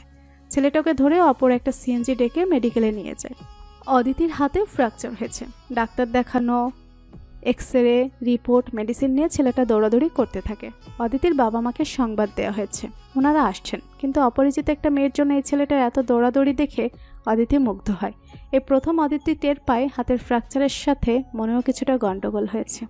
তুমি না হয় সূর্য হলে আমি অহর্নিশ তোমাকে ঘিরে প্রদক্ষিণ করলাম। অদিতির মনে আজকাল এমন কিছু কথা ঘুরপাক খায়, অচেনা আবেগে উদ্বলিত হয়। সেদিনেই সেই অ্যাক্সিডেন্ট, অচেনা ছেলের সান্নিধ্যে আসা, আর এখন এই অচেনা আবেগ, সবকিছুই অন্যরকম লাগে অদিতির। এর মধ্যে গায়ে আজ কয়েকদিন ধরে জ্বর। জ্বরের ঘোরে আরও যেন কল্পনা বাস্তব মিলিয়ে ফেলে। মাঝে মধ্যে মনে হয় সেই ছেলেটি এসেছে, ওর কপালে যেন হাত রেখে বলছে, চিন্তা নেই, একদম ঠিক হয়ে যাবেন। আবার পর মুহূর্তেই মনে হচ্ছে এসবই স্বপ্ন ছিল। আসলেই কি স্বপ্ন ছিল? আমান হলো ঘরের খেয়ে বনের মোষ তাড়ানো লোক। যে ঠিকই ভাবছেন, এই আমানই সেদিন অদিতিকে উদ্ধার করে হাসপাতালে ভর্তি করে। এরপর অদিতির বাবা মা আসা পর্যন্ত দৌড়াদৌড়ি যা করার আমানই করেছে।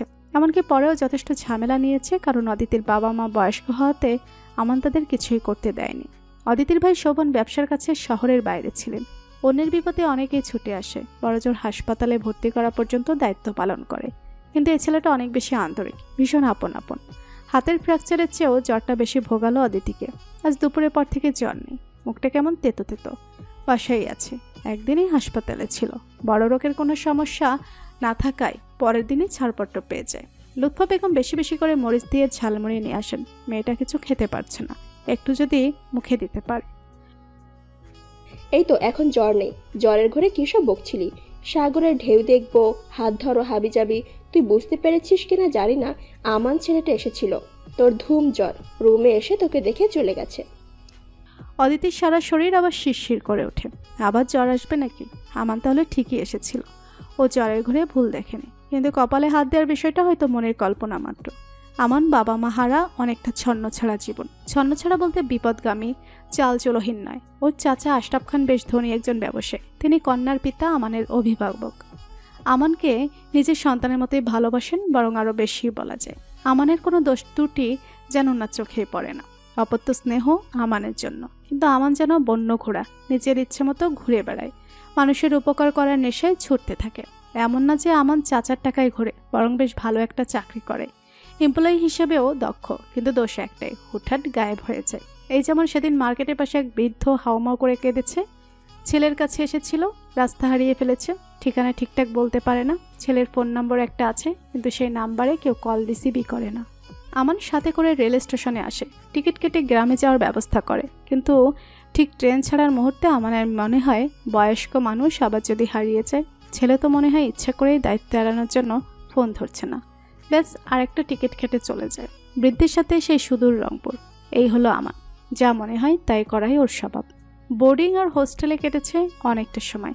এরপর ওর চাচা খুব চেয়েছিল নিজের কাছে রাখতে, কিন্তু সে রাজি হয়নি। একটা কথাই বলেছিল, চাচি আমাকে ভালোবাসেন, আমি চাই ভালোবাসা অটুট থাকুক। তবে এটা ঠিক, আশরাফ সাহেবের হস্তক্ষেপ না থাকলে আমানের চাকরি করাই কঠিন হতো, যদিও এটা ওর তৃতীয় চাকরি গত 2 বছরে। কিছুটা ছন্নছাড়া ছেলেটার প্রেমেই মজেছে অদিতি। মেয়েগুলো কেন জানি ঠিক এই ধরনের ছেলের প্রেমেই বেশি মগ্ন হয়, কিছুটা আবেগে, কিছুটা মায়ায়। অদিতি সুস্থ হয়ে আমাদের ফোন নম্বরটা নেয়, বাবার কাছেই নাম্বারটা ছিল। 2 দিন ফোন দিয়ে দেখে বন্ধ, সংযোগ দেওয়া সম্ভব হচ্ছে না জানায়। চিন্তিত হয় অদিতি, ফোন নাম্বার কি তাহলে ঠিক নেই? তবুও পরের দিন আবার ফোন দেয়, এবার রিং বাজে। অদিতির বুকে ধুকভুক ধুকভুক করতে থাকে। হ্যালো, কে বলছেন প্লিজ? আমি অদিতি। অদিতির মনে হয় ও ভুল করছে, শুধু নাম বললে কি আর চিনবে? কিন্তু অদিতির ভুল করেছে ভাবনাটাকে ভুল প্রমাণ করে দিয়ে ফোনের ওপার থেকে একটা প্রাণোচ্ছল কণ্ঠ বলে উঠল, আরে অদিতি, আপনার জ্বর কমেছে? হাতের কি অবস্থা? প্লাস্টার কবে খুলবে? আপনি তো মনে হয় খাওয়া দাওয়া প্রায় বন্ধই করে দিয়েছিলেন। আন্টি তো তাই বলেছিল, না খেলে সুস্থ কিভাবে হবেন বলেন তো? একেবারে তব্দ খেল অদিতি। এত কথা সে আশা করেনি, কৃতজ্ঞতা জানানোর জন্য ফোন দিয়েছিল। আমি ভালো আছি, এখন জ্বর নেই, 2 দিন পরেই প্লাস্টার খুলবে। আমি আসলে কৃতজ্ঞতা জানানোর জন্য ফোন দিয়েছি। আপনি আমার জন্য যেভাবে দৌড়াদৌড়ি করেছেন তা আপনার মানে আপন আত্মীয় ছাড়া তো কেউ করে না। তা আমাকে আপন আত্মীয় মনে করুন না তাহলে, আর এই কৃতজ্ঞতা জানানোর মতো এত ফর্মাল কাজ করা লাগে না। না মানে আমি আসলে সেটা বোঝাতে চাইনি। অদিতি, আমি এখন কোথায় জানেন? আমি এখন বান্দরবানে। গত 2 দিন ট্রেকিং করেছি। এসব পাহাড়ে বা সমুদ্রে আসলে নিজেকে খুব ছোট্ট মনে হয়। তখন জাগতিক সব দুঃখ কষ্ট সব কিছু তুচ্ছ মনে হয়। এই যে আপনি এতটা ফর্মাল হয়ে বলছেন, সামাজিক জীব হিসেবে একদম পারফেক্ট বিষয় নিয়ে, কিন্তু এই পাহাড়ি পরিবেশে মনে হচ্ছে এসবও কত তুচ্ছ। এটা তুচ্ছ হতে পারে, কিন্তু এভাবে অন্যের বিপদে ঝাঁপিয়ে পড়া তো তুচ্ছ নয়। কয়জন পারে এমন বলেন? এমন মানুষকে কদর করাও তো দরকার, সেটাও কিন্তু তুচ্ছ কোনো বিষয় নয়। আমরা এই ধরনের মানুষের মূল্যায়ন করি না বলেই তো আজ সমাজে স্বার্থপর মানুষে ভরে যাচ্ছে। অদিতি, আপনার কথাগুলো এবং কথা বলার স্টাইল দারুণ। এভাবে ফোনে হবে না, সামনাসামনি চা অথবা কফির সাথে আপনার সাথে যুক্তি পাল্টা যুক্তির ঝড় তুলতে হবে। দেখা হবে খুব শীঘ্রই, ততক্ষণে ভালো থাকুন। অদিতিকে অবাক করে দিয়ে ফোন রাখলো আমান। অদিতি খালি ভাবতে থাকলো, এটা কি হলো? জরুরি হো মুঝকো তুম জैसे हवा हिंसन सुन को ऐसे तला हूं मैं तुमको जैसे कि पर जमीनों को। এই গানটা অদিতির সম্ভব ভালো লাগে। একটা হিন্দি মুভির গান, কিন্তু এর আবেদন, এর রেস্টে কাটেই না। অদিতির হাত এখন ভালোই বলা যায়। স্কুলে যাচ্ছে নিয়মিত, ছাত্রছাত্রীরা অদিতিকে ভীষণ পছন্দ করে। ফিজিক্সের মতো কঠিন সাবজেক্টকে খুব ঝরঝরে করে হাতে কলমে বুঝিয়ে দেয়। এজন্য অবশ্য অদিতিকে বেশ পরিশ্রম করতে হয়। ইউটিউবে দেশে বিদেশের বিভিন্ন লেকচার ফলো করে, নোট নেয়। বিভিন্ন লেকচারের সাথে হাতে কলমে বিভিন্ন জিনিস দিয়ে সূত্রগুলোর বাস্তব পরীক্ষা দেখায়। সেগুলো অদিতি বাসায় আগে নিজে করে, ভালোভাবে পারলে তারপর স্টুডেন্টদের দেখায়। ওর ক্লাসে স্টুডেন্টরা শতভাগ মনোযোগ দিয়ে করে। আমানের সাথে অদিতির আর কথা হয়নি, অদিতি আর কল দেয়নি। বারবার কল করাটা হ্যাংলামি দেখায়, এমনটা অদিতি পারে না। আজ স্কুল থেকে বাসায় ফিরে দরজার বাইরে থেকেই মনে হলো ভেতরে বেশ উচ্চস্বরে কথা, হাসি হই হুল্লোড় চলছে। এটা তো তাদের বাসার পরিবেশ নয়। বাবা অবসরের পরে নামাজ পড়া, বই পড়া নিয়ে সময় কাটিয়ে দেন। মা বরাবরের মতোই সংসারের কাজ নিয়ে ব্যস্ত থাকেন। অদিতি বাসায় ফিরে ক্লান্ত হয়ে আবার ক্লাসের জন্য নোট নিয়ে আর ফ্রিল্যান্সিং নিয়েই ভীষণ ব্যস্ত সময় পার করে। ওর খুব ইচ্ছা বাবার জন্য এক টুকরি জমি কেনা, যেটা বাবার খুবই শখ, কিন্তু অদিতির জন্যই এই শখটা পূরণ হয়নি। অদিতির ভাই শোভন ব্যবসাতে ভালোই লাভ করছিল, কিন্তু অদিতির হাতে ফ্র্যাকচার হওয়ার ঠিক পরপরই ঘোষণা দেয় সে একটা মেয়েকে পছন্দ করে এবং তাকে বিয়ে করতে চায়। বাবা অদিতিদের ইচ্ছাকে খুব সম্মান করে, কিন্তু মা মনে কষ্ট পায়। অদিতির বাবা অদিতির অসুস্থর কথা চিন্তা করে কিছুদিন পরে শোভনের বিয়ের ব্যাপারে কথা বলবে বলে জানায়, কিন্তু শোভন বেঁকে বসে। মেয়েটার নাকি বিয়ে হয়ে যাচ্ছে, এখনই যা করার করতে হবে। অদিতির মা লুৎফা বেগম আজীবন ছেলের পক্ষ নিয়েছেন, এমনকি ছেলের প্রতি পক্ষপাতিত্ব করে মেয়েকে কটু কথাও শুনিয়েছেন। কিন্তু আজ লুৎফা বেগম যেন অন্যরকম মানুষ হতে গেলেন। নিজের রাগ ক্ষোভ চাপতে না পেরে এত বড় ছেলের মুখে থাপ্পড় বসিয়ে দিলেন। যার বোন মৃত্যুর হাত থেকে ফিরে এসেছে বলা যায়, সে এখন কিভাবে বিয়ের জন্য জিদ করতে পারে। শোভনেরও রাগ উঠে যায়। নিজের জিনিসপত্র গুছিয়ে তখনই বাড়ি আছে আর লোকমুখে অদিতিরা শুনতে পায় এর পরদিনই সেই মেয়েকে বিয়ে করে নতুন সংসার পেতেছে। মাঝখান থেকে সারা জীবনের সঞ্চয় পেনশনের টাকা থেকে বঞ্চিত হলেন আহসানুল হক। লুৎফা বেগম ইদানিং খুব মনোকষ্ট ভোগেন। ছেলের এই স্বার্থপরতা মানতে পারলেন না। এইসব ঘটনায় ঘরের পরিবেশ থমথমে থাকে। সেখানে কে এসে এমন হাসির হিল্লোল তুলল। কলিং বেল চেপে ধরতেই দরজা খুলে মুখ বিরাট এক হাসি বুলিয়ে সামনে এসে আমান দাঁড়ায়। অদিতির বুকের হার্টবিট মিস হয়ে যেন। ভেতরে যেতেই দেখে বাবা মা হাসি মুখে ডাইনিং রুমে। আরে দেখ, আমি রান্না করব কি? আমান রান্নাঘরে ঢুকে রান্না করেছে। আমরা তো তোর জন্যই অপেক্ষা করছিলাম। হাসি মুখে লুৎফা বেগম অদিতিকে ঘোষণা দেওয়ার ভঙ্গিতে জানায়। অদিতির তো অবাকের পর অবাক হওয়ার পালা। অদিতির বাবাও কথা শুরু করেন। আমি বাবু টেস্ট না করে থাকতে পারলাম না। খাসির মাংসের কোরমা তো লাজবাব। আর কত যে গল্প পরে ছেলেটা।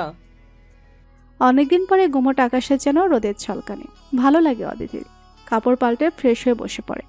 কয়েক রকমের ভর্তা, খাসির মাংস আর ডাল, কিন্তু প্রতিটা আইটেমই অসাধারণ। আপনি তো দারুণ রান্না করেন। একলা মানুষের সব শিখতে হয়। আর তাছাড়া ছেলেদের জন্য হাস্যকর হলেও সত্য যে আমি রান্না করতে পছন্দ করি। আরে হাস্যকরের কি আছে? সারা দুনিয়ার সব বড় বড় হোটেলের শেফ হবেন ছেলে। মেয়েরা ভাবে তারা ছাড়া আমরা না খেয়ে মরব। অদিতির মায়ের দিকে তাকিয়ে টিপ্পনি কেটে বলে অদিতির বাবা। অদিতির মা কথা বলে না। খাওয়া শেষে অদিতির বাবার হাতে বাসন কাসন ধরিয়ে দেয়। কাজ করে বোঝো এখন। অদিতিও হাসে প্রাণ খোলে। আস্তে করে আমানকে ধন্যবাদ দেয়। আপনাকে আমার কিছু কথা বলার ছিল। আমান হঠাৎ সিরিয়াস মোডে কথা বলে। জি অবশ্যই বলেন। ব্যস্ত থাকেন জানি, তবুও প্রতিদিন নিয়ম করে বাবা মাকে সময় দেবেন। ওনারা এখন ছোট বাচ্চার মতো। আপনার সঙ্গ চাই, আমার নেই। আমি বুঝি কি জিনিস আপনার কাছে আমার নাই। হঠাৎ গলাটা যেন ধরে আসে আমানের। দ্রুতই অদিতির বাবা মায়ের কাছ থেকে বিদায় নিয়ে চলে যাওয়ার জন্য পা বাড়ায়। লুৎফা বেগম মাথায় আলতো করে হাত বুলিয়ে দেন। অদিতি আমানের সাথে সাথে আসে। আস্তে করে নরম স্বরে বলে, ধন্যবাদ। কেন? কিসের জন্য? সব কিছুর জন্য। শুকনো ধন্যবাদে কাজ হবে না।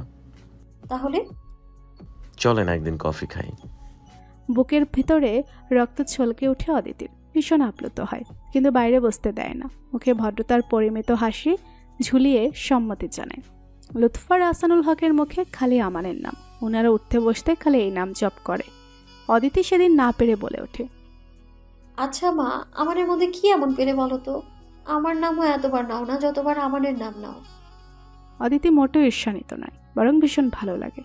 101 বার এই নাম জপলে ওর খারাপ লাগবে না, কিন্তু সমস্যা হলো এই নাম শুনলে ওর বিবস্ব লাগে, কাজকর্মে ব্যাঘাত হয়। আদি আমান এতিম ছেলে, এটা ভুলিস না। পাশ থেকে গম্ভীর গলায় বলেন আহসানুল হক। এতিম কিন্তু অসহায় নয়, নিজে জব করে, আবার গার্ডিয়ান হিসেবে আছে বড়লোক আন্তরিক চাচা। আচ্ছা ভাব, একদিন বৃষ্টির দিনে ওর খিচুড়ি খেতে ইচ্ছে করলো, কিন্তু চিৎকার করে বলতে পারে না মা আজ কিন্তু খিচুড়ি রান্না করবে, বলতে পারে না বাবা অনেক দিন ইলিশ মাছ কিনছো না কেন। গম্ভীর মুখে বলেন লুৎফা বেগম। পরিবেশটা গুমট হয়ে যায়। আসলেই বাবা মা যাদের নেই তারাই বোঝেন কতটা ভালোবাসাহীন তারা। আমাদের বাসায় রান্না করলো কি ভীষণ উৎসাহ নিয়ে, বিভিন্ন জায়গায় ঘুরে ঘুরে নাকি রান্না শিখেছে, আমাদের নিজে হাতে রান্না করে খাওয়াবে। তোর মা কত নিষেধ করলো, কিছুতেই শুনলো না। এরপর ওর রান্নার প্রশংসা করলো, খুশিতে চোখ মুখ কেমন জলজল করছিল। এখন বল, এমন ছেলেকে কথা কে না বলবে, যে কিনা চেনে না অচেনা যে কারো বিপদে দৌড়ে যায়। অদিতি চুপ করে থাকে। আসলেই বাবা মা আমানকে বেশ পছন্দ করে, আর এই পছন্দের অন্যতম কারণ বুঝি শূন্যস্থান পূরণ। শোভন আলাদা হয়ে যাওয়ার পরে তাদের মনে যে একটা শূন্যস্থান তৈরি হয়েছে, কিছুটা হলেও প্রলেপ লেগেছে।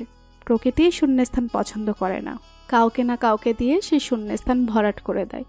এর পরের দিনগুলো বেশ নাটকীয়তায় চলে যাচ্ছে। আমানের সাথে অবশ্য অদিতির তেমন দেখা সাক্ষাৎ হয় না, কিন্তু প্রায় দিনই তার কোনো না কোনো সুকর্মের ঘটনা অদিতির কানে আসে। এই যেমন আজ আসনুল হককে জোর করে মর্নিং ওয়ার্কে নিয়ে গেছে, আসার সময় কোথা থেকে টাটকা সবজি আর মাছ নিয়ে এসেছে, কিংবা অদিতির মাকে চেক আপ করতে ডাক্তারের কাছে নিয়ে গেছে। তারপর মাঝে মাঝে রান্না, গল্প, আড্ডা তো আছে। আমান শুনতে শুনতে অদিতির তো একটু একটু ঈর্ষা যে লাগছে না তা অস্বীকার করার উপায় নেই। কিন্তু বাবা মা যে ভালো আছেন, উচ্ছল আছেন, এটাই অদিতির বড় পাওয়া। অবশেষে একদিন রাতে অদিতির হোয়াটসঅ্যাপে সেই কাঙ্ক্ষিত মেসেজ। কাল কখন ফ্রি থাকবেন? অদিতি বিকালেই ফ্রি থাকে, সেটাই জানালো। স্থান ঠিক হলো নিরিবিলি একটা কফি শপে, কিন্তু এরপরেই ঘুম হারাম হলো অদিতির। কি বলতে চায় আমান? নানান রকম চিন্তাভাবনায় রাত এবং দিনটা কেটে বিকালে নির্ধারিত ক্যাফেতে আসে অদিতি। ইচ্ছা করেই আজ শাড়ি পরেছে। শিক্ষকতাকে পেশা হিসেবে নেয়ার পর থেকে অদিতি অবশ্য মাঝে মধ্যেই শাড়ি পরে। এই পোশাকের মধ্যে একটা আলাদা আভিজাত্য, সৌন্দর্য আছে, সেটা একদম সাদামাটা সুতি শাড়ি হলেও। অদিতি তাতে সুতি শাড়িই পরে বেশি। ওর মনে হয় দেশীয় শিল্পকে বাঁচিয়ে রাখা সবার নৈতিক দায়িত্ব, আর দামে কম এবং ভালো মান। এমনই একটা নীল জমিনে চিকন লাল পাড়ের একটা শাড়ি পরে অদিতি ক্যাফেতে আসে। শরৎ শুরু হলেও গরমটা কমেনি। ওর নাকের ডগায় শিশির বিন্দুর মতো ঈষৎ ঘাম জমে আছে। চুলগুলো পেছনে একটা পাঞ্চ ক্লিপ দিয়ে আটকানো। আমান একটু বোহেমিয়ান টাইপের হলেও ওর একটা গুণ হলো কোনো অ্যাপয়েন্টমেন্ট থাকলে পারলের সময়ের 2-5 মিনিট আগে উপস্থিত হয়। আজও তার ব্যতিক্রম নয়। হালকা গ্রে কালারের একটা টি শার্ট আর জিন্স পরেছে। এক মাথা চুল কিছুটা এলোমেলো, তাতে আরও ভালোই লাগছে যেন। অদিতিকে দেখেই উঠে দাঁড়িয়ে হাত নেড়ে সামনে এগিয়ে এলো। বাহ, শাড়িতে তো আপনাকে দারুণ লাগে। চোখে মুখে একটা মুগ্ধতা নিয়ে বলে আমান। এটা যে ও মন থেকেই বলছে তা ওর চেহারা দেখেই বোঝা যায়। শাড়িতে সব মেয়েকেই ভালো লাগে। বসতে বসতে বলে ওঠে অদিতি। বলেন কি খাবেন, আগে অর্ডার দেই। মেনু কার্ড হাতে নিয়ে অদিতির দিকে এগিয়ে দেয়।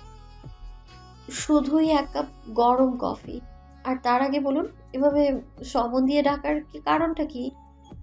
অদিতির এই কথায় ওর স্বভাবসুলভ চরিত্রের অংশ হিসেবে হা হা করে হেসে ওঠে আমান। বাহ, আপনার তো ভালো সেন্স অফ হিউমার আছে।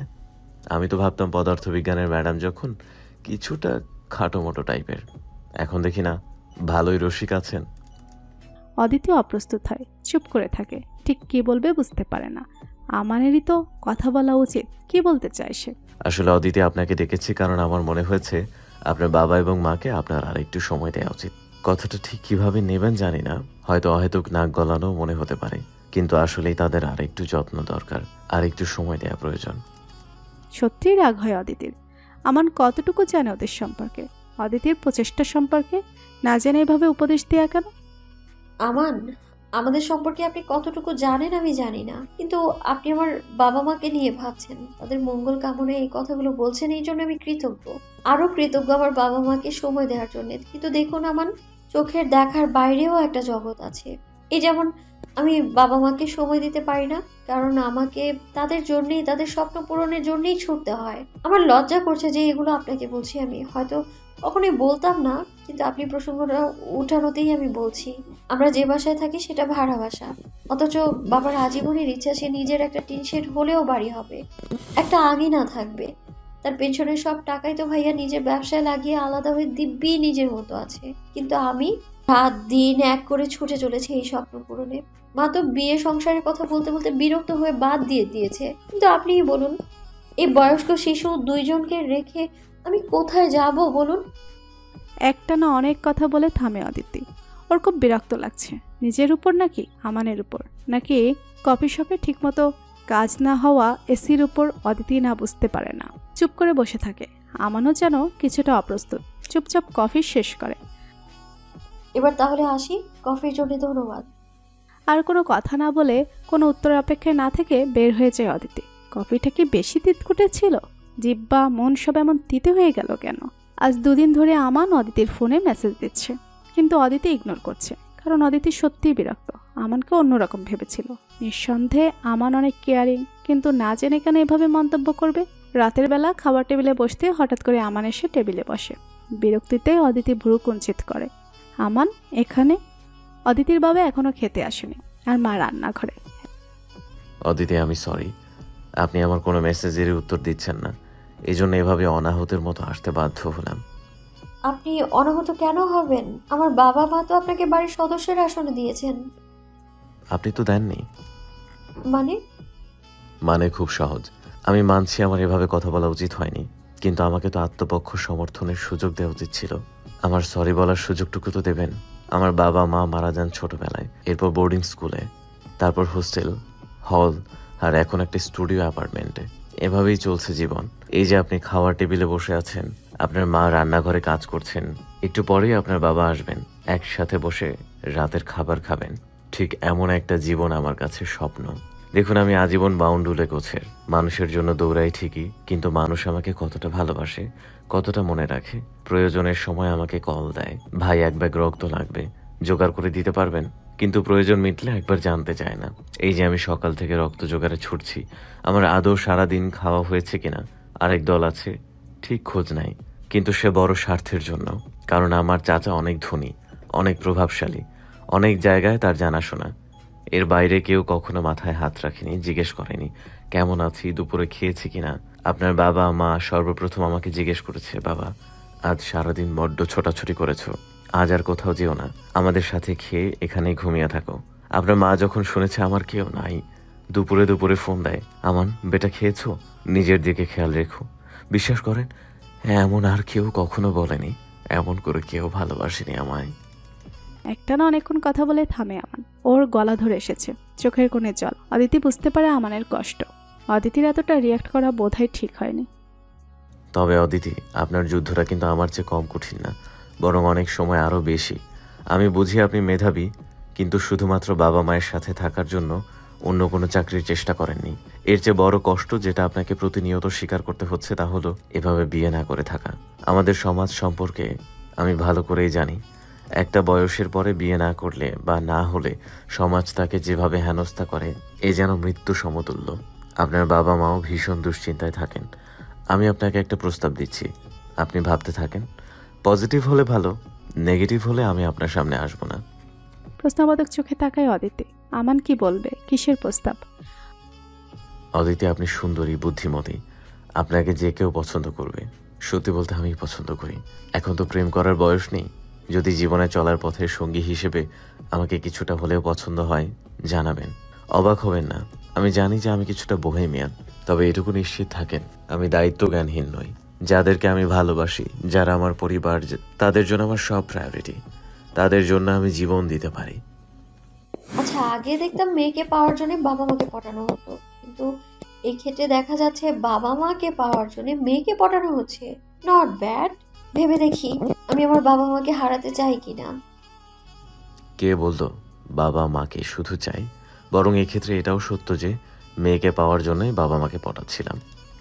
অদিতির চোখের দিকে তাকে আবেগী কণ্ঠে বলে আমান। অদিতি লজ্জা পায়, কিন্তু অদিতি তো দমে যাওয়ার পাত্রী নয়। অনেকেই তাকে আয়রন লেডি বলে।